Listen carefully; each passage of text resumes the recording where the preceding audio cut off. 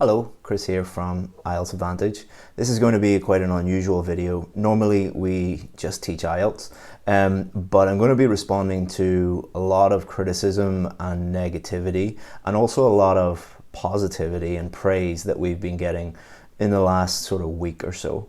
I've scripted this video. I never normally script videos. This is the first video I've ever created a script for. So it won't be a normal IELTS video, but I'll be talking nearly exclusively about the IELTS industry. So if you're interested in improving your IELTS score, you can use this just for listening practice if you want, but it is going to be very interesting, and we'll help you choose, hopefully, the correct teacher and the correct resources, and will help you choose who you listen to. So I'm going to give you a little bit of background on why people responded the way they did. I also want to apologize to a few people, and I also mentioned that I was thinking of quitting YouTube entirely, and I've thought a lot about that over the weekend. I want to give you my decision on that.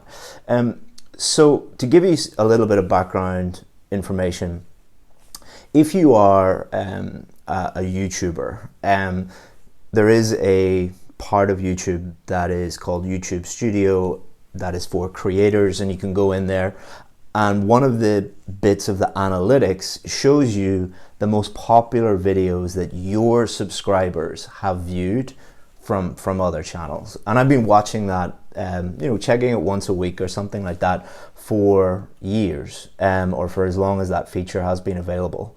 And I've noticed over the last especially 2 years a huge shift in the type of content and the type of videos that our subscribers are watching, particularly IELTS videos. And it is extremely worrying, and I thought that I would comment on this without mentioning the names of any particular channels, because I can't be bothered getting into drama with, like, I have better things to do. I want to focus on my company and helping my students.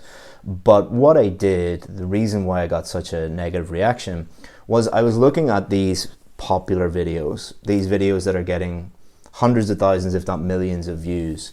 And the quality of them and the teaching of them is of, let's say, questionable. And I was thinking about, okay, a lot of people are using these videos to improve their IELTS scores, or this is their, like, one of their primary modes of preparation.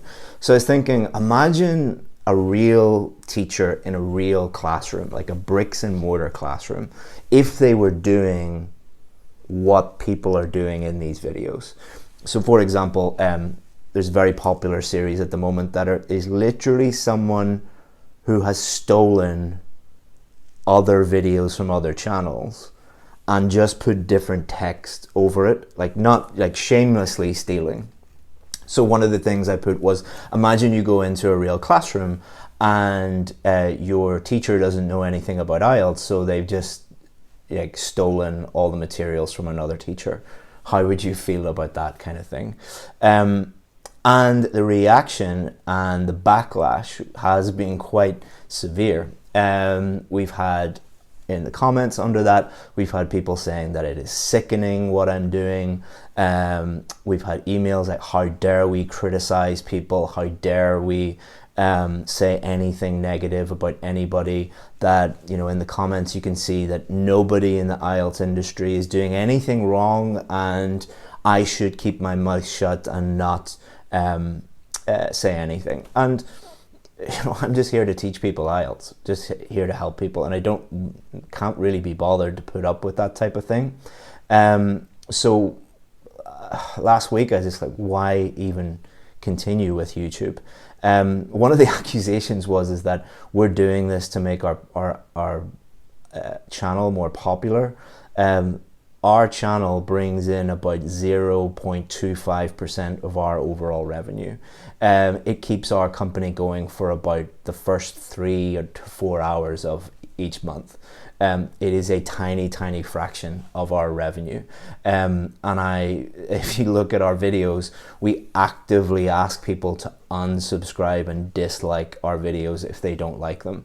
And we don't try and be popular. We don't try to be the most popular channel, because we believe in just telling a small percentage of the people who want to do the IELTS test. We believe in helping those people by just giving them the honest truth on how to actually improve their scores. So I was just like, let's just quit. Let's stop doing this, because it is taking up way too much mental bandwidth and not very helpful to our company or me or our students, because I'm responding to haters, or if you want to call them that,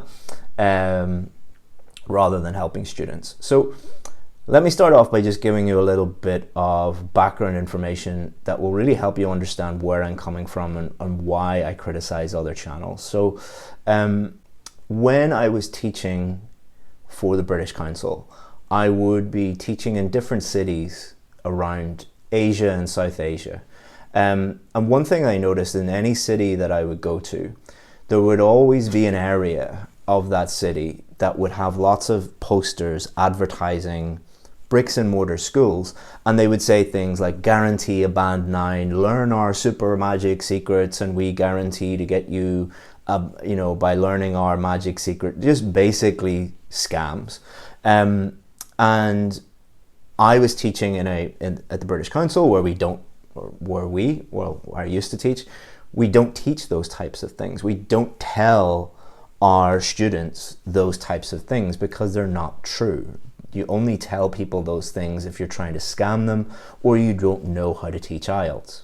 So I thought one of the things that I could do as a legitimate qualified teacher with the British Council would be to put my lessons online and on YouTube, and just really not be criticizing others, but just tell students this is the truth. And if you want to be popular on YouTube, don't tell people the truth. Like, especially if you want to start a popular IELTS channel. That does not get a lot of views by telling people that you have to work hard and there's no magic secrets and tips and tricks don't work. That's exactly the opposite of what is popular. So one of the goals of IELTS Advantage when I first started it was just tell people for free what works and what doesn't. And that's what we did. So for the first 9 months of IELTS Advantage, I didn't ask anyone for a penny. I didn't make a penny. I didn't offer any courses or anything like that. Then we built an audience and we had people asking for a course. So I created a course called the VIP course, and that has been very successful ever since. So our model has always been either help people for free, which we do on YouTube and Facebook and Instagram and on our website, or we have quite an expensive course called the VIP course, because that is our model of just like, if you want stuff for free, there you go. But if you want our time, this is how much we cost. And we don't do anything in between. And that model worked really well for the free model. Worked really well for the first like 5 years or so, because the people in that space I had a lot of respect for. So people like IELTS Liz, for example, IELTS Simon, for example. These were people doing pretty much the same thing that I was doing. These were qualified teachers that were just telling students the practical, truthful things that they needed to do in order to get a high IELTS score. This was also the case for most of the materials outside of YouTube and online. For example, Pauline Cullen is a great IELTS teacher. She literally wrote the book on IELTS for Cambridge. And she recently, or not recently, in the last few years, she's started producing more books talking about kind of the dishonesty and the schemes that people are being taken in by. And she does a lot of criticism herself in her books. She's not as loud and as vocal as me on YouTube, but it's kind of impossible to teach someone effectively without telling them the stuff that they have learned in other places that have basically tried to scam them.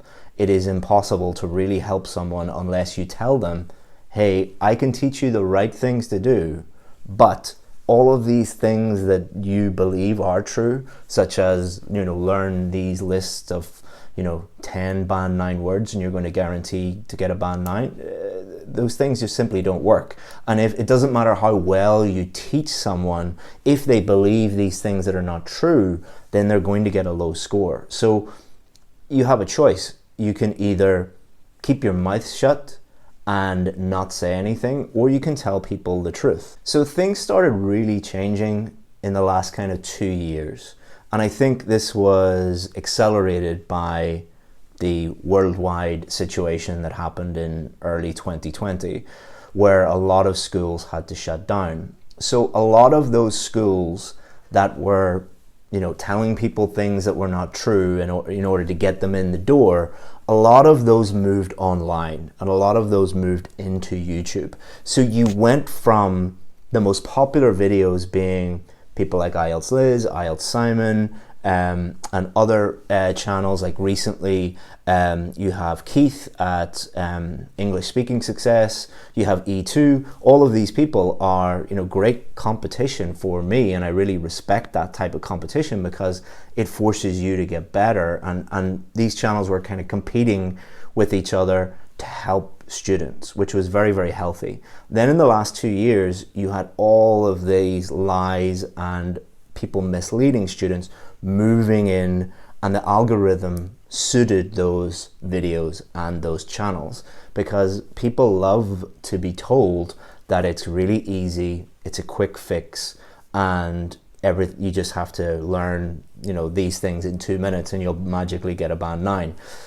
People love to be told easy things. They don't like to be told what we tell them, which is it's probably going to be really difficult for you to get the score you need. It's going to take way longer than you really thought.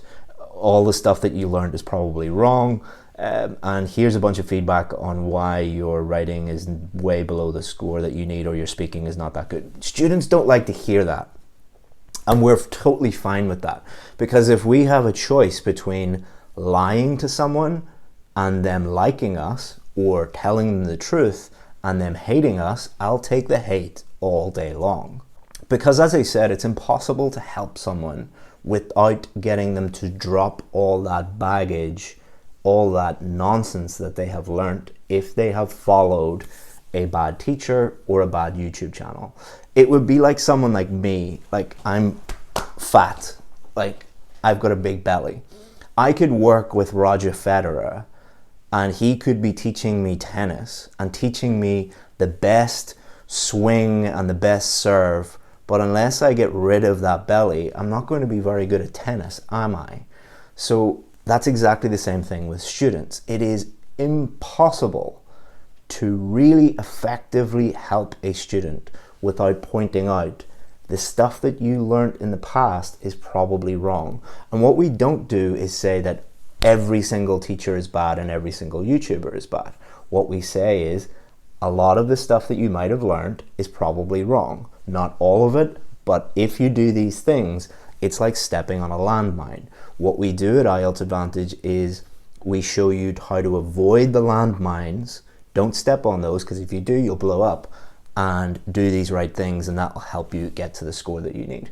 And also you have to understand the difference in my culture, both my country's culture and my professional background, that culture, that working culture, and most cultures that are watching this channel, or most cultures that are really criticizing me. I'm Irish. I come from Ireland. We are known for being extremely forthright, extremely honest, and we don't really care if people don't like that or not. We don't believe in respecting people just because they're older than us. We don't believe in respecting people because of job titles or whatever. We believe in respecting people based on their character and what they do and what they say, not who they are or the position that they have in society. And I'm not saying that that is better than anyone else. I'm not saying that your culture is not as good as that. I'm just saying this is the background that I come from, and this is the only way that I know how to operate. Also, before I was an IELTS teacher, I was a lawyer. The culture among lawyers is to disagree with each other, tell each other what we think, and then we as professionals, we calmly debate and discuss things that we disagree about, and then we come to an agreement based on that. What we don't do is when someone criticizes us, behave like a toddler and throw our toys out of the pram and go, how dare you say anything negative about anybody? Like, we don't do that, because we wouldn't be very good lawyers if we adopted that type of culture. Again, I'm not saying anyone is better than anyone else. I'm just describing my background personally and why I call people out when I smell bullshit. But I was wrong about a few things. So what I've done over the weekend is I've spoken to a lot of different students that I really trust, and students that emailed us, both positive and negative. And a few of the things that I misunderstood, I want to apologize for, because I misinterpreted our audience in thinking that our audience was just looking at IELTS videos in order to improve their IELTS. I know that's pretty dumb. Like, why would you think that somebody watching an IELTS video was just interested in improving their IELTS? But it seems like there are other people, and I'm not criticizing them at all, I'm apologizing to them, that watch videos for other reasons. For example, a lot of people said, listen, we just watch IELTS videos to pass the time. We're bored, we're on lockdown. Like, it just comes up on our feed and we watch it. We might watch it for 2 seconds. We know that it's not good. Or some of them are like, even though we know it's not helping us, we just watch it for like listening purposes or something like that. Other people said, listen, I know this teacher is scamming me. I know this teacher is telling lies, but I find him really entertaining, or I find her really entertaining. Or I've heard from people saying, like, I find this girl really good looking, like, and I just watch the video because she's really pretty, and that's why I watch it. And then there are other students who just like kind of admitted, I like to pretend that these videos are helping me. I know at the end of the day they're not helping me, but it's kind of comforting to me to watch a video that tells me just learn these top 5 tips and I'll get a high score. It's kind of, you know, they're an ostrich putting their head in the sand. And then there are other students who feel really passionate about these people and like really admire them and see them more as a celebrity and as a role model than somebody who is actually teaching them IELTS, although that's kind of weird, but that's the case, and I can't disagree with that because that's what they said. So if you're watching these videos to pass the time, or for entertainment, or you find them comforting in some way, or you know, this is your idol, I apologize if I offended you. I didn't realize that people watched IELTS videos on YouTube for any other reason other than improving their IELTS. I apologize to those people if I offended them. But there are a few people who I'm not apologizing to. Number one, I'm not apologizing to anybody who feels that there are certain people in this world that cannot be criticized. I'm sorry, I totally disagree with that. I think that leads to corruption. I think that gives bad people a license to lie and mislead other people because they are protected and they know that most people won't criticize them. And there seems to be this weird thing where if you tell the truth about someone and that fact is actually true, you are the problem, not the person who everybody knows is misleading everyone. Because you criticize that person, you are the problem. I'm sorry, I don't understand that, and I will never defend it. I'm also not apologizing to the IELTS teachers who contacted me and said, you know, how dare you criticize any IELTS teacher? You shouldn't be doing this. We are a group, and how dare you criticize them? My answer to that would be, please tell me based on the facts what I said was untrue. Because if I said anything untrue, then please tell me and I'll apologize for it. But none of those teachers who contacted me disagreed with me on the facts. All they said was, you shouldn't disagree or criticize any IELTS teacher. Again, I just can't agree with that because you don't see, or you probably do if you're a teacher, you don't see the effect of bad teaching on students. It ruins thousands of people's lives on a weekly basis. because these are people that have invested their time, their money, in order to move to this country that they dream of moving to. Maybe their whole family is relying on them. We know this because we receive hundreds of emails every week from people telling us, I followed this teacher who said XYZ, and now I have run out of money and I can't move to the country of my dreams. Please help me. We get hundreds of those emails every single week. So whose side are you on? Are you trying to protect bad IELTS teachers, or are you on the side of the student? Your students would be better served if you improved as a teacher and called out bad teaching, because you know that the industry is not the best in the world. I'm also not apologizing to those emotional thinkers, the people who just can't seem to form a rational argument in their head and deal with people rationally and calmly.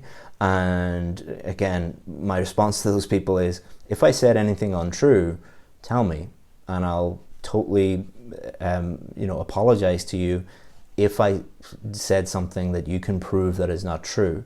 When you are looking at a fact that I point out, a fact that can be checked, and your reaction is not, let's talk about that fact, your reaction is, how dare you criticize that person, then that's all you need to tell me. You've already lost the argument. And also, I'm not apologizing to the people who get really emotional about the fact that we charge people money for IELTS preparation. That seems to be the really emotional thing for many people, like, how dare you, how dare you put food on your table and feed your children? Do you work for free? So to those students that I offended, I apologize, and to those people that I just simply cannot agree with, to my very bones, because that's who I am as a person, I don't. And am I going to quit? Well, I thought hard about this over the weekend, and there's kind of three groups of people who my main concern is with. My main concern is not with, emotional thinkers or people who want to defend people who tell lies and mislead people. My priority is the 1% of people who will watch these videos and will benefit from them. So, and that's always been the case. So the first group is people who just want the truth. Like, if you're a teacher watching this, one of the main problems is, not only is there a lot of misleading information, but there's a lot of confusing information. And what we do at IELTS Advantage is to say, this is what we think works based on what has worked for our students in the past and what we know as qualified teachers with, I think there's about 150 years of experience collectively on our academic team. And there's about 100 years of examiner experience as well. So we're just like, this is what the marking criteria says. This is what will help you get good scores. And if that helps just 1% of people move to Canada or New Zealand or the UK and get a higher paying job, then we've done right by those people. The second group, people who just want to get the score that they need.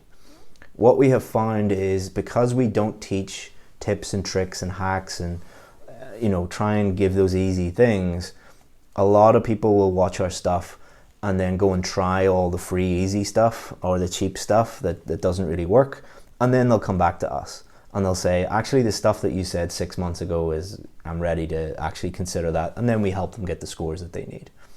And then also just the people who are rational thinkers and are prepared to deal with the facts rationally. We love working with those people. So for those 1% of people who we can help, I'm not going to quit, because that would be a real disservice to them. And to all the people who we, sorry, but we just are not going to apologize and we disagree with you, I don't care. So from now on, we're going to double down on criticizing others.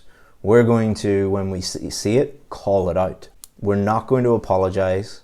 And if you want to comment below our videos, we'll read it, but we'll probably not respond anymore, because it's not worth our time engaging with these emotional thinkers that cannot see the truth right in front of them.